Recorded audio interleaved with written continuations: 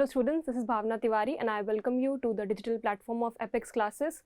तो हमारा चैप्टर चल रहा है atomic theory and periodic classification, जिसके अंदर हम लोगों ने पीरियोडिक टेबल, हम लोगों ने मॉडर्न पीरियोडिक टेबल देखी थी, उसके फीचर्स हम लोगों ने समझे थे। उसके बाद में हम लोगों ने देखा था कि ट्रेंड्स क्या है मॉडर्न पीरियोडिक टेबल में। ट्रेंड्स मतलब कुछ एलिमेंट्स की कुछ प्रॉपर्टीज़ जो मॉडर्न पीरियोडिक टेबल में कैसे चेंज होती है। आप ग्रुप में लेफ्ट टू राइट मूव करोगे, पीरियड में लेफ्ट टू राइट मूव करोगे तब उन प्रॉपर्टीज़ में क्या चेंज आएगा, इंक्रीज होंगी, डिक्रीज होंगी, या क्या पैटर्न रहेगा उनका। या फिर आप ग्रुप में जब नीचे ऊपर से नीचे जाओगे तब आपकी प्रॉपर्टीज़ के अंदर क्या पैटर्न रहेगा। उसके अंदर अभी तक इन प्रॉपर्टीज़ के अंदर हम लोगों ने कौन कौन सी प्रॉपर्टी समझ ली है। हम लोगों ने देखा था एटॉमिक रेडियस, हम लोगों ने देखा था आयोनाइजेशन एंथैल्पी और आयोनिक रेडियस। एटॉमिक रेडियस और आयोनिक रेडियस में आपको पता है, मैंने बताया था आयन जब फॉर्म होते हैं कैटायन या एनायन, उस केस में जो रेडियस होता है उसको हम आयोनिक रेडियस बोलते हैं। इजी, ठीक है। अब हम लोगों को आगे की properties, trends in modern periodic table part two का मतलब हम लोग आगे जो प्रॉपर्टीज है इसके बाद की उनको हम कंटिन्यू करेंगे। हम लोग को देखनी है बची हुई प्रॉपर्टीज। पहले तो हमको समझना है कि प्रॉपर्टी है क्या, वो उसकी डेफिनेशन क्या है, उसका मतलब क्या है। फिर हमें देखना है कि ग्रुप के अंदर और पीरियड के अंदर वो कैसे चेंज हो रही है। ऑलराइट, तो नेक्स्ट जो हमको प्रॉपर्टी पढ़नी है वो है electron gain enthalpy. Now electron gain enthalpy हम लोगों को पढ़ना है। इलेक्ट्रॉन गेन एंथैल्पी, पहली बात तो इलेक्ट्रॉन गेन एंथैल्पी होता क्या है उसको आप समझ लीजिए। इलेक्ट्रॉन गेन एंथैल्पी, देखो आयोनाइजेशन एंथैल्पी में क्या था, पहले आप उसको, अगर आपको वो याद है तो यहाँ आपको ज़्यादा कन्फ्यूजन नहीं आएगा। आयोनाइजेशन एंथैल्पी क्या था, जब कोई एटम अपने अंदर से एक आयन रिलीज करता है तो एक इलेक्ट्रॉन किसी एक न्यूट्रल एटम में से एक इलेक्ट्रॉन रिलीज करवाने के लिए जो हमें एनर्जी देनी पड़ती है उसे हम कहते हैं आयोनाइजेशन एंथैल्पी। ऑलराइट, ये था आपका आयोनाइजेशन एंथैल्पी कि हमको कोई एटम हमने लिया है, उसमें से हमको इलेक्ट्रॉन निकालना है। अब इलेक्ट्रॉन निकालने, क्योंकि वो इलेक्ट्रॉन जो है वो न्यूक्लियस के साथ में अट्रैक्शन फोर्स से जुड़ा हुआ है, तो आप रैंडमली तो उसको निकाल नहीं सकते, आपको कुछ एनर्जी देनी पड़ेगी ताकि वो उस फोर्स को तोड़कर निकल सके। ठीक है, तो उस एनर्जी को हमने क्या कहा था, आयोनाइजेशन एंथैल्पी, ये कहा था हम लोगों ने। अब हमें देखना है इलेक्ट्रॉन गेन एंथैल्पी। पहली बात तो इस इलेक्ट्रॉन गेन एंथैल्पी को एक और नाम भी दिया है, उसे इलेक्ट्रॉन गेन एंथैल्पी को इलेक्ट्रॉन एफिनिटी भी कहा जाता है।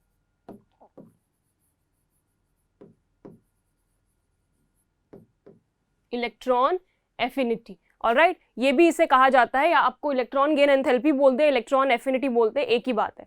एंथैल्पी का मतलब मैंने क्या बताया था आपको, मैंने वहीं पर आपको आयोनाइजेशन एंथैल्पी के टाइम ही बताया था। एंथैल्पी का मतलब होता है एनर्जी। ठीक है, अब इसकी डेफिनेशन देखो, इलेक्ट्रॉन गेन एंथैल्पी क्या होता है। आयोनाइजेशन एंथैल्पी में तो हमको एक इलेक्ट्रॉन निकालना था, इलेक्ट्रॉन गेन एंथैल्पी में क्या करना है हमको, हमने लिया न्यूट्रल एटम,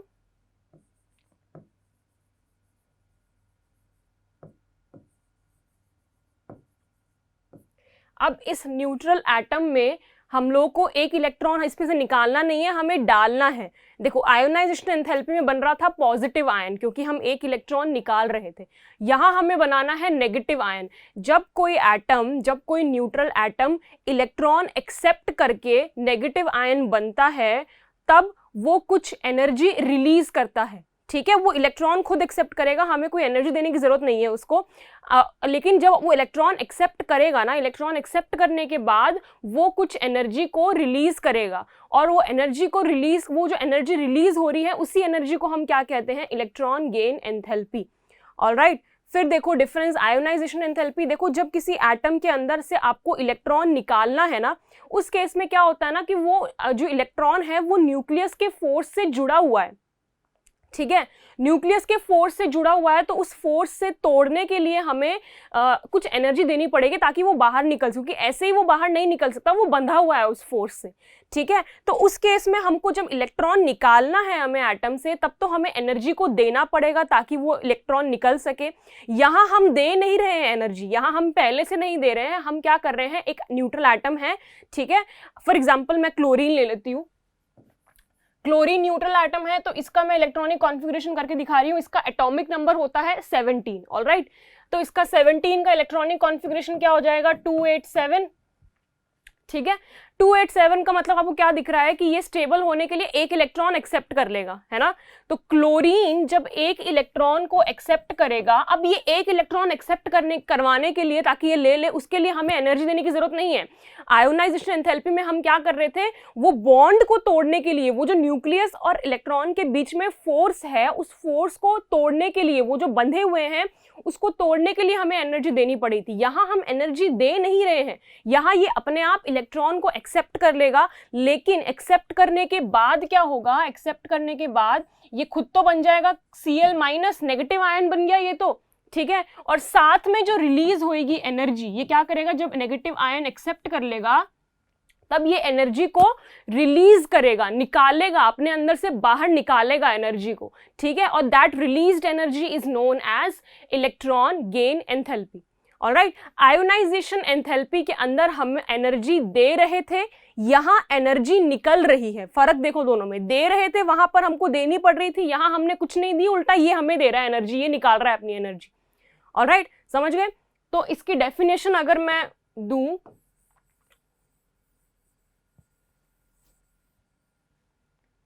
ऑलराइट, तो हम क्या कहेंगे, जब भी कोई न्यूट्रल एटम, तो हम क्या कहेंगे, when a neutral atom accepts an electron, जब कोई न्यूट्रल एटम इलेक्ट्रॉन को एक्सेप्ट करेगा और एक्सेप्ट करने के बाद वो क्या बनेगा, एनायन बन जाएगा। एनायन मतलब नेगेटिव आयन बन जाएगा, तब वो एनर्जी रिलीज करेगा। और इस एनर्जी को हम क्या कहेंगे, ये जो आपकी एनर्जी है इसे हम कहेंगे electron gain enthalpy. This energy is your electron gain enthalpy. All right, so इसे हम कहेंगे इलेक्ट्रॉन गेन एंथैल्पी, ठीक है। एक तो ये आपको डिफरेंस जो है वो क्लियर होना चाहिए आयोनाइजेशन एंथैल्पी और इलेक्ट्रॉन गेन एंथैल्पी के अंदर। आयोनाइजेशन एंथैल्पी के अंदर मतलब आप ये समझ लो ना, आपको एक चीज और भी क्लियर हो रही, जब आप आपको एक कंसेप्ट और क्या क्लियर हो रहा है, जब आपको पॉजिटिव आयन बनाना है, जब आपको एक न्यूट्रल एटम में से इलेक्ट्रॉन को निकालना है, तब आपको एनर्जी देनी पड़ेगी, ठीक है। और जब नेगेटिव आयन बनता है, जब नेगेटिव आयन बनता है उस केस में इलेक्ट्रॉन को एक्सेप्ट करता है वो एटम, एनर्जी देनी नहीं पड़ती, उल्टा एनर्जी रिलीज होती है, ठीक है। और वो एनर्जी जो रिलीज हुई है उसको हमने क्या कह दिया, इलेक्ट्रॉन गेन एंथैल्पी। अब हम बात करें कि ये इलेक्ट्रॉन गेन एंथैल्पी जो है ग्रुप में जब हम मूव करेंगे, पीरियड में मूव करेंगे, तो कौन से एटम की ज्यादा होगी, कैसे इंक्रीज, देखो अलग अलग एलिमेंट्स हैं, अब हर एलिमेंट्स की अलग अलग होगी इलेक्ट्रॉन गेन एंथैल्पी, ठीक है, क्योंकि सबकी प्रॉपर्टीज अलग है। अब किसकी ज्यादा होगी, मतलब पीरियोडिक टेबल में ट्रेंड क्या चलेगा, वो ट्रेंड जरा हम देख लेते हैं। पहले मैं बात कर रही हूँ पीरियड में,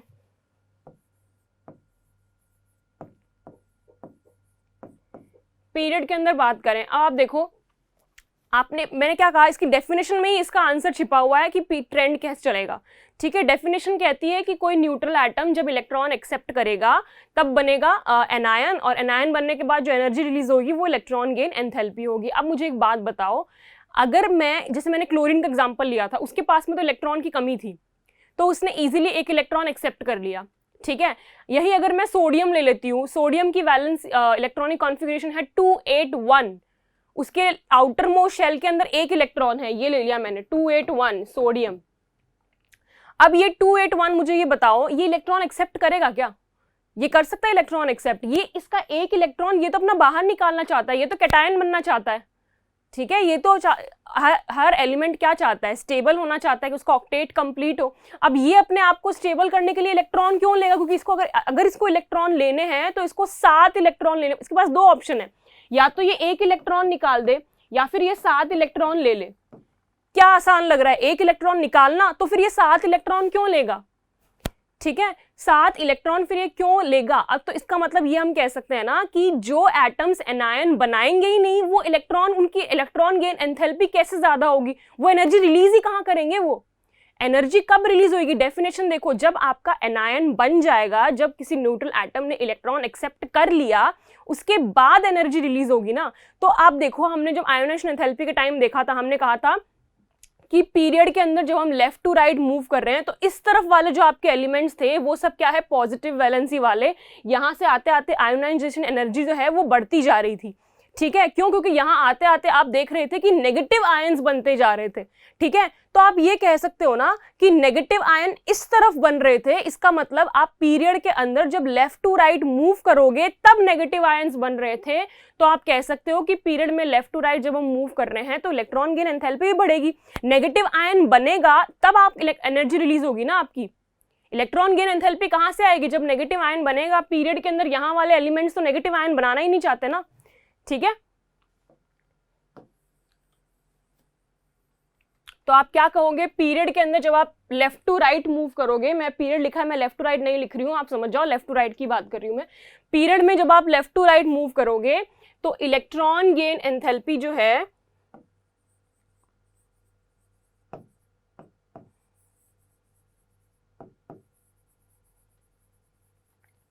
इलेक्ट्रॉन गेन एंथैल्पी जो है वो इंक्रीज करेगी। इसको आप ऐसे भी समझ सकते हो कि जैसे जैसे मेरे साहब ने आयोनाइजेशन एंथैल्पी के टाइम क्या कहा था, जैसे जैसे हम लेफ्ट टू राइट मूव कर रहे हैं क्या हो रहा है, वैसे वैसे इलेक्ट्रॉन जो है वो आउटर मोस्ट शेल में एड अप होते जा रहे हैं, है ना।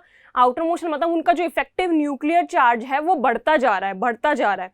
अब क्योंकि इफेक्टिव न्यूक्लियर चार्ज बढ़ता जा रहा है तो वो पॉजिटिव आयन तो नहीं बना सकते। पॉजिटिव आयन बनाने के लिए तो क्या होता है, हमें एक इलेक्ट्रॉन निकालना पड़ेगा। अब इफेक्टिव न्यूक्लियर चार्ज बढ़ता जा रहा है। इफेक्टिव न्यूक्लियर चार्ज मतलब क्या? अट्रैक्शन जो है न्यूक्लियस और इलेक्ट्रॉन का वो बढ़ता जा रहा है, तो नेगेटिव पॉजिटिव आयन तो बन नहीं सकता, वो इलेक्ट्रॉन तो निकाल ही नहीं सकते ना। लेकिन स्टेबल कैसे तो होंगे?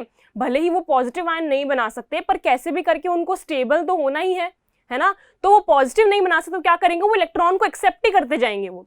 तो आप जैसे जैसे आप देख रहे हो लेफ्ट टू राइट आप बढ़ रहे हो, इलेक्ट्रॉन जो है वो एड अप होते जा रहे हैं। एड अप होने का मतलब क्या है, वो एनर्जी जो है वो रिलीज कर रहे हैं, इलेक्ट्रॉन गेन एंथैल्पी रिलीज कर रहे हैं, ठीक है। तो इसको आप दोनों तरह समझ सकते हो। आप ऐसे, आपको ऐसे याद है, अगर आयोनाइजेशन एंथैल्पी वाला याद है आपको कंसेप्ट कि इस तरफ सारे पॉजिटिव आयन थे, इस तरफ नेगेटिव, जैसे हम बढ़ रहे थे तो पॉजिटिव वैलेंसी वाले थे, यहाँ सब नेगेटिव वाले बनते जा रहे थे, तो इसलिए इलेक्ट्रॉन गेन एंथैल्पी यहाँ बढ़ेगी, यहाँ नेगेटिव आयन ज्यादा बन रहे थे। सिमिलरली आप ऐसे भी इसको देख सकते हो कि जब आप लेफ्ट टू राइट मूव कर रहे थे, ठीक है, पीरियड के अंदर, तो शेल तो सेम था, है ना, शेल सेम रहता है, लेकिन पीरियड इलेक्ट्रॉन जो है वो एक एक बढ़ता जा रहा है। अब अगर एक एक इलेक्ट्रॉन बढ़ता जा रहा है, इसका मतलब इफेक्टिव न्यूक्लियर चार्ज बढ़ रहा है, अट्रैक्शन बढ़ रहा है। अट्रैक्शन अगर बढ़ रहा है तो इलेक्ट्रॉन निकालना तो पॉसिबल है ही नहीं उससे। इलेक्ट्रॉन डाल सकते हैं हम, फिर वो क्या करेगा, इलेक्ट्रॉन डालने का काम करेगा, एक्सेप्ट करेगा वो, इसलिए इलेक्ट्रॉन गेन एंथैल्पी जो है वो बढ़ेगी। सिमिलरली ग्रुप के अंदर हम क्या कहेंगे, ग्रुप में उल्टा हो रहा है, ऊपर से जब जाएंगे तो ग्रुप के अंदर आपका इफेक्टिव न्यूक्लियर चार्ज जो है वो कम हो रहा है। क्यों कम हो रहा है? क्योंकि ग्रुप में आप पहले वाले में गए, 1 shell, 2 shell, 3 shell, 4 shell, shells बढ़ रहे हैं तो इफेक्टिव न्यूक्लियर चार्ज कम हो रहा है। इलेक्ट्रॉन को निकालना ज्यादा आसान है ना, तो इलेक्ट्रॉन निकालना आसान है तो वो डालेगा क्यों फिर अपने अंदर। तो ग्रुप के अंदर जब आप मूव करोगे इलेक्ट्रॉन गेन एंथैल्पी आपकी डिक्रीज होएगी।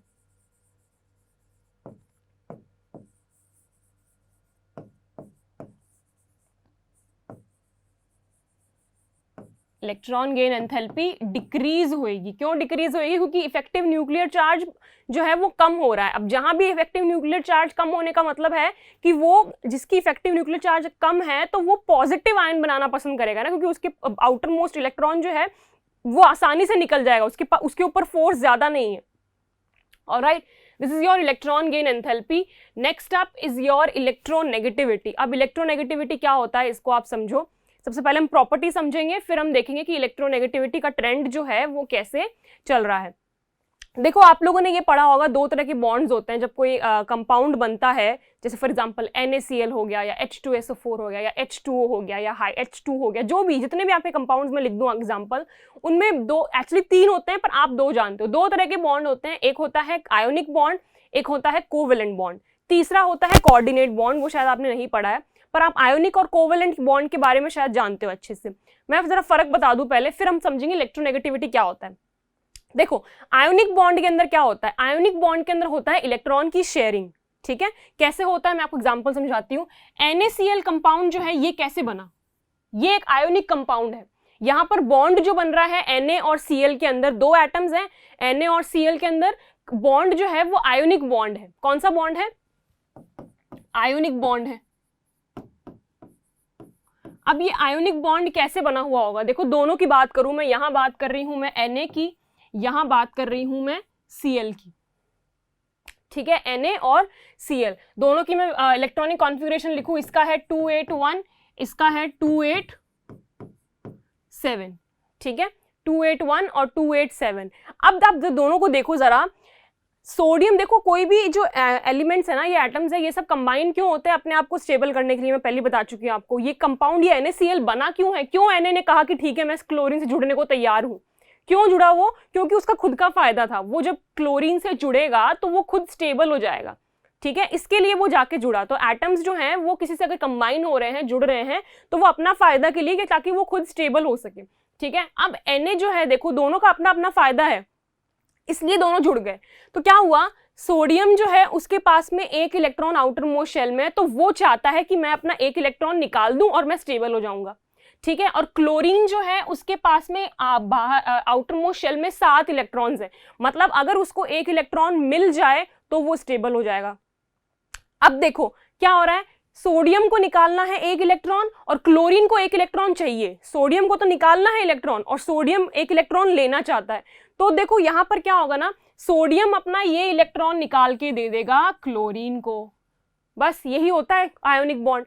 आयोनिक बॉन्ड के अंदर क्या होता है, एक एटम जो है, एक कोई एलिमेंट अपना इलेक्ट्रॉन निकालेगा और दूसरा वाला एक्सेप्ट कर लेगा, इतना सा है सिर्फ, ठीक है। तो इस इलेक्ट्रॉन के ट्रांसफर को, यहां पर इलेक्ट्रॉन जो है वो पूरा पूरा ट्रांसफर हुआ है, एक एटम से दूसरे एटम में गया है, सोडियम से क्लोरीन में गया है, ठीक है। तो इसे हम कहते हैं आयोनिक बॉन्ड, या इसको मैं और अच्छे से पूरा प्रॉपर अगर ऐसे रिएक्शन की फॉर्म में लिख के बताऊं तो क्या हुआ है, सोडियम अभी न्यूट्रल था, सोडियम को स्टेबल होना था, तो स्टेबल होने के लिए क्या किया, इसने एक इलेक्ट्रॉन निकाल दिया, बाहर निकल गया और खुद क्या बन गया, Na+ बन गया, ठीक है। एक इलेक्ट्रॉन निकाला मतलब पॉजिटिव आयन बनेगा ना। और क्लोरीन क्या करेगा, क्लोरीन ने ये जो इलेक्ट्रॉन सोडियम ने निकाला ना, उस इलेक्ट्रॉन को क्लोरीन ने ले लिया, तो क्लोरीन ने वो इलेक्ट्रॉन को जब लिया, एक इलेक्ट्रॉन को, तो खुद बन गया Cl-, तो दोनों स्टेबल हो गए, दोनों का फायदा हो गया। इस तरह से जो बॉन्ड है ये NaCl जो है ये Na+ और Cl- की फॉर्म में होता है, ये आपका है कंपाउंड। तो इस कंपाउंड में सोडियम जो है वो पॉजिटिव है और क्लोरीन जो है वो नेगेटिव है। इस तरह से बना है आपका आयोनिक बॉन्ड। अब बात करें हम कोवेलेंट बॉन्ड की। कोवेलेंट बॉन्ड कैसे बना हुआ है आपका, देखो कोवेलेंट बॉन्ड जो है उसके अंदर इलेक्ट्रॉन का ट्रांसफर नहीं होता। आयोनिक बॉन्ड में क्या होता है, इलेक्ट्रॉन का ट्रांसफर होता है, इलेक्ट्रॉन जो है वो एक जगह से दूसरी जगह पे पूरा पूरा कंप्लीटली ट्रांसफर हो जाता है, ठीक है। आयोनिक कोवेलेंट बॉन्ड में ट्रांसफर नहीं होता, कोवेलेंट बॉन्ड में होती है शेयरिंग, ठीक है। फॉर एग्जांपल मैं बात करूं H2 की बात करती हूँ, हाइड्रोजन जो बॉन्ड है H2 जो है ये कैसे बना होगा, यहाँ पर 2 हाइड्रोजन है, दोनों हाइड्रोजन के पास में एक एक इलेक्ट्रॉन है, हाइड्रोजन का एटॉमिक नंबर 1 ही होता है, तो सिर्फ एक इलेक्ट्रॉन है इनके पास में, तो ठीक है। अब ये दोनों कैसे, मतलब इनके बीच में शेयरिंग पॉसिबल है क्या, दोनों के दोनों चाहते हैं कि हमें एक इलेक्ट्रॉन मिल जाए, देना कोई नहीं चाहता, ठीक है, देना कोई भी नहीं चाहता, दोनों चाहते हैं कि हमें एक इलेक्ट्रॉन मिल जाए। अब आयोनिक बॉन्ड बनाने के लिए तो ऐसा होना चाहिए कि एक देने वाला हो और एक लेने वाला हो। अब दोनों ही दे रहे हैं तो फिर उस केस में तो फिर दोनों ही ले रहे हैं, तो उस केस में तो कैसे आयोनिक बॉन्ड बनेगा, उस केस में क्या बनता है कोवेलेंट बॉन्ड, कि वहां पर इलेक्ट्रॉन का ट्रांसफर पॉसिबल नहीं है। ऐसा नहीं हो सकता ना कि ये इसको दे दे इलेक्ट्रॉन, अगर ये इसको दे देगा तो ये खुद अनस्टेबल हो जाएगा, इसमें कोई इलेक्ट्रॉन बचेगा ही नहीं ना, ठीक है। तो कोवेलेंट बॉन्ड के अंदर क्या होता है ना कि इलेक्ट्रॉन का ट्रांसफर पॉसिबल नहीं है, वहां पर फिर क्या बनता है, शेयरिंग होती है। अब हाइड्रोजन के पास में एक इलेक्ट्रॉन है, ये डॉट में इलेक्ट्रॉन शो कर रही हूँ, दूसरे हाइड्रोजन के पास में भी एक इलेक्ट्रॉन है, तो ये क्या करेंगे, इलेक्ट्रॉन की शेयरिंग कर लेंगे इस तरह से, ऐसे, ये बन गया हमारा कोवेलेंट बॉन्ड। ऑलराइट, इस तरह से बन जाता है कोवेलेंट बॉन्ड। मैंने एक बार रिवाइज करवा दिया है कोवेलेंट बॉन्ड क्या है और आयोनिक बॉन्ड का है, होप अभी थोड़ा क्लियर हो गया होगा। आता है आपको बहुत अच्छी बात है, अदरवाइज पर फिर भी एक होना चाहिए क्लैरिटी, ताकि आपको इलेक्ट्रोनेगेटिविटी समझ में आए। अब देखो जब इलेक्ट्रोनेगेटिविटी जो होती है वो कोवेलेंट बॉन्ड्स के अंदर होती है, आपको डिफरेंस पता होना चाहिए। अब देखो कोवेलेंट बॉन्ड अगर आपके सेम एटम्स के बीच में, फॉर एग्जाम्पल H2 की मैं बात करूं, H2 जो है यहाँ पर, ये H2 जो है यहाँ पर दोनों एटम क्या है, हाइड्रोजन हाइड्रोजन, दोनों सेम एटम है ना। सिमिलरली N2 अगर मैं लूं तो दोनों सेम एटम है, कोई दिक्कत नहीं है। हम जो कह रहे हैं ना कि इलेक्ट्रॉन की शेयरिंग होती है, ये इलेक्ट्रॉन की अच्छे से शेयरिंग जो है ना वो सिर्फ ऐसे के अंदर ही होती है जहां पर 2 सेम एटम है। जब 2 अलग अलग एटम आ जाए, फॉर एग्जाम्पल मैं लूं HCl, HCl की अगर मैं बात करूं, HCl जो है इसके अंदर सेम एटम नहीं है, एक हाइड्रोजन है एक क्लोरीन है, इनके बीच में है कोवेलेंट बॉन्ड, लेकिन एक हाइड्रोजन है एक क्लोरीन है। इलेक्ट्रोनेगेटिविटी क्या होती है, या electronegative, the property, electronegativity is the property of an element by virtue of which that element, देखो इस प्रॉपर्टी के अंदर क्या होता है पहले वो समझो। जब ऐसे दो कोवेलेंट बॉन्ड में दो अलग अलग एटम्स जुड़े हुए हैं ना कोवेलेंट बॉन्ड में, तो दोनों में से कोई एक एटम जो है क्या करेगा, ये HCl का बॉन्ड ऐसे है H और Cl, ये बॉन्ड को मैं ऐसे लाइन से दिखा रही हूं। इस लाइन के अंदर क्या है, इस लाइन के अंदर एक्चुअली 2 इलेक्ट्रॉन है, ऐसे ये 2 इलेक्ट्रॉन की शेयरिंग हो रखी है, मतलब ये 2 जो बीच वाले इलेक्ट्रॉन है ये हाइड्रोजन के भी है ये क्लोरीन के भी है ना, यही होता है कोवेलेंट बॉन्ड में। पर असल में क्या होता है, दोनों में से कोई एक एटम जो है ना वो क्या करेगा, इस पूरी की पूरी इलेक्ट्रॉन पेयर को अपनी तरफ अट्रैक्ट कर लेगा, ठीक है। तो इसी प्रॉपर्टी को हम क्या बोलते हैं, electronegativity, the property of a element by which it attracts the electron pair towards it in a covalent bond. एक कोवेलेंट बॉन्ड के अंदर जब कोई एलिमेंट इलेक्ट्रॉन पेयर, पूरी इलेक्ट्रॉन पेयर को अपनी तरफ अट्रैक्ट कर लेगा, ठीक है, उसे हम क्या कहते हैं, इलेक्ट्रोनेगेटिविटी। और उस एलिमेंट को हम क्या कहेंगे, यहां पर क्लोरीन जो है वो अट्रैक्ट करेगा, तो उस एलिमेंट को हम कहेंगे इलेक्ट्रोनेगेटिव एलिमेंट, इलेक्ट्रोनेगेटिव एलिमेंट। तो यहां पर क्या हो रहा है, यहां पर जो ये क्लोरीन है ये अपनी तरफ इसको अट्रैक्ट कर रहा है, ऐसे खींच रहा है इस बॉन्ड को अपनी तरफ, ठीक है। अब ये कैसे पता चलेगा हमें कौन खींचेगा, देखो ऑब्वियसली बात है, क्लोरीन जो है उसका इलेक्ट्रॉनिक कॉन्फ़िगरेशन था 287, ठीक है, 287 था। तो आप ये कह सकते हो ना कि क्लोरीन खुद चाहता है मेरे पास एक इलेक्ट्रॉन आए, भले ही वो आयोनिक बॉन्ड नहीं बना पाया एक इलेक्ट्रॉन लेकर, पर उसकी टेंडेंसी ये है कि उसके पास इलेक्ट्रॉन की कमी है। देखो 287 मतलब एक इलेक्ट्रॉन की कमी है, तो इलेक्ट्रॉन अपनी तरफ अट्रैक्ट करेगा, ठीक है। तो इलेक्ट्रोनेगेटिविटी को आप ग्रुप या पीरियड में कैसे बताओगे, प्रॉपर्टी तो आपने समझ ली, प्रॉपर्टी में आप क्या कहोगे, क्या डेफिनेशन है, कोवेलेंट बॉन्ड के अंदर जब 2 डिफरेंट एटम्स के बीच बनेगा, सेम में नहीं, सेम में तो कौन, यहाँ पर दोनों बराबर है ना, दोनों की स्ट्रेंथ बराबर है, लेकिन इसमें क्या है, एक ज्यादा मतलब ऐसा स्ट्रॉन्ग है और एक वीक है, तो स्ट्रॉन्ग वाले ने अपनी तरफ खींच लिया उसको, ठीक है। तो आप क्या कहोगे कि कोवेलेंट बॉन्ड के अंदर जब 2 डिफरेंट एटम के बीच में कोवेलेंट बॉन्ड बन रहा है, the property of an element, ठीक है, by virtue of which it attracts the electron pair towards it, ठीक है, in a covalent bond is known as electronegativity, and that element, और उस एलिमेंट को हम क्या कहेंगे, electronegative element. Alright, now electronegativity period के अंदर कैसे होती है और ग्रुप में कैसे होती है वो जरा देखो, ये भी वही इफेक्टिव न्यूक्लियर चार्ज के ऊपर बेस्ड है। पीरियड में जब आप लेफ्ट टू राइट मूव करते हो आपको पता है इफेक्टिव न्यूक्लियर चार्ज जो है वो बढ़ता है, इलेक्ट्रॉन बढ़ रहे हैं, क्योंकि अब अगर इफेक्टिव न्यूक्लियर चार्ज बढ़ रहा है तो वही चीज बता रही हूँ जो पहले बता चुके हैं हम, सब सेम है। इफेक्टिव न्यूक्लियर चार्ज अगर बढ़ रहा है तो वो इलेक्ट्रॉन निकालना तो चाहेंगे नहीं, वो तो इलेक्ट्रॉन एक्सेप्ट ही कर सकते हैं, है ना। तो अगर वो इलेक्ट्रॉन एक्सेप्ट कर रहे हैं, मतलब अगर वो इलेक्ट्रॉन एक्सेप्ट करने की टेंडेंसी है उनकी, इसका मतलब वो इलेक्ट्रॉन पेयर को अपनी तरफ खींचेंगे, ऑब्वियस बात है। मैं क्या कहना चाह रही हूं कि इफेक्टिव न्यूक्लियर चार्ज अगर बढ़ रहा है लेफ्ट टू राइट जाने पे, तो इसका मतलब वो इलेक्ट्रॉन को निकाल तो सकते नहीं है अपने अंदर से, ठीक है, इलेक्ट्रॉन को निकालना तो पॉसिबल है ही नहीं, तो उनकी टेंडेंसी क्या रहेगी, इलेक्ट्रॉन को खींचने की रहेगी ना टेंडेंसी, क्यों, ठीक है। तो पीरियड में जब हम लेफ्ट टू राइट मूव करेंगे तो इलेक्ट्रोनेगेटिविटी जो है वो इंक्रीज करेगी। और सेम इसका भी देखो इफेक्टिव न्यूक्लियर चार्ज पर ही देखो, जब ग्रुप में हम अप टू डाउन मूव करेंगे तो इफेक्टिव न्यूक्लियर चार्ज जो है वो कम हो रहा है। कम होने का मतलब वो इलेक्ट्रॉन क्यों एक्सेप्ट करेंगे, वो तो इलेक्ट्रॉन निकालना उनके लिए ज्यादा आसान है, क्योंकि न्यूक्लियर और आउटर मोस्ट इलेक्ट्रॉन के बीच में फोर्स जो है वो कम हो रहा है। शेल बढ़ रहे हैं, देखो शेल बढ़ रहे हैं, 1 शेल 2 शेल 3 शेल। शेल बढ़ने का मतलब क्या है, जो फोर्स है न्यूक्लियस और इलेक्ट्रॉन के बीच का फोर्स जो है वो कम होता जा रहा है, दूर हो रहा है इलेक्ट्रॉन। अभी अगर ये दूर हो रहा है तो ये इलेक्ट्रॉन बाहर निकलना पसंद करेगा ना, ये वो दूसरे इलेक्ट्रॉन को और अंदर क्यों घुसाएंगे, फोर्स है ही नहीं इतना उनके पास में घुसाने के लिए, ठीक है। तो ग्रुप के अंदर जब आप जाओगे तो इलेक्ट्रोनेगेटिविटी जो है वो डिक्रीज करेगी। ऑलराइट, ठीक है। नाउ लास्ट प्रॉपर्टी देखो, लास्ट प्रॉपर्टी हम कह रहे हैं metallic and non metallic properties. यहां पर मैं बता दूं, मेटल्स जो होते हैं ना उनकी टेंडेंसी होती है इलेक्ट्रॉन को एक्सेप्ट करने की, डोनेट करने की। मेटल्स जो है वो क्या करते हैं, उनकी टेंडेंसी होती है इलेक्ट्रॉन को बाहर निकालने की। तो जो इलेक्ट्रॉन को इजीली बाहर निकाल देंगे उन्हें हम कहेंगे मेटल्स, और नॉन मेटल्स क्या होते हैं, जो इलेक्ट्रॉन को एक्सेप्ट करते हैं, जो इलेक्ट्रॉन को एक्सेप्ट कर ले उन्हें हम क्या कहेंगे, नॉन मेटल। ये बेसिक डेफिनेशन आप पढ़ के आए हो, आप लोग जानते हो, है ना।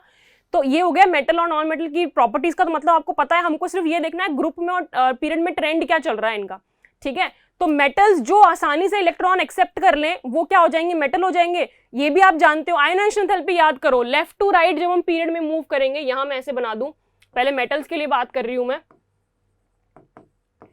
पीरियड में जब आप लेफ्ट टू राइट मूव करोगे, आप जब लेफ्ट टू राइट मूव करोगे उस केस में क्या होगा, आपका इफेक्टिव न्यूक्लियर चार्ज जो है वो बढ़ रहा है, मतलब फोर्स बढ़ रहा है ना, आपने देखा था, याद है, वो फोर्स बढ़ रहा है। अब अगर फोर्स बढ़ रहा है इसका मतलब वो इलेक्ट्रॉन को निकालना मुश्किल हो रहा है। तो जैसे ही आप लेफ्ट टू राइट के अंदर मूव करोगे, आपकी मेटेलिक प्रॉपर्टी जो है वो डिक्रीज करेगी। याद होगा आपको, पीरियड में हमने देखा भी था कि इस तरफ सारे मेटल्स थे और यहाँ बीच में जिगजैग लाइन थी और उस तरफ सारे नॉन मेटल्स थे।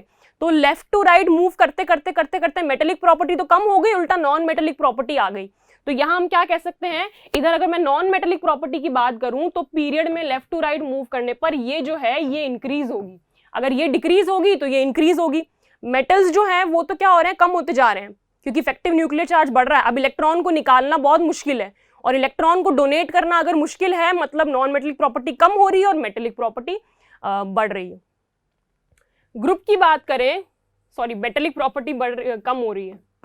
ग्रुप की बात करें तो ऊपर से नीचे जब हम जाएंगे उस केस के अंदर आपका इफेक्टिव न्यूक्लियर चार्ज जो है वो कम हो रहा है, मतलब शेल्स जो हैं वो बढ़ रहे हैं, 1 शेल, 2 शेल, 3 शेल, 4 शेल, है ना।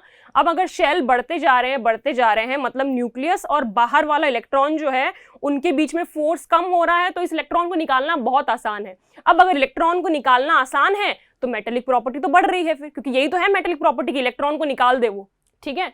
तो मेटेलिक प्रॉपर्टी यहां पर बढ़ेगी, और अगर मेटेलिक प्रॉपर्टी बढ़ेगी तो नॉन मेटेलिक प्रॉपर्टी कम होगी, बस, ठीक है। ऑलराइट, तो यहां हम लोगों ने कंप्लीट कर लिए हमारे सारे मॉडर्न पीरियोडिक टेबल के ट्रेंड्स, और इसके बाद में हम लोग कुछ और एटॉमिक रेडियस, कोवेलेंट रेडियस, ये सब देखेंगे।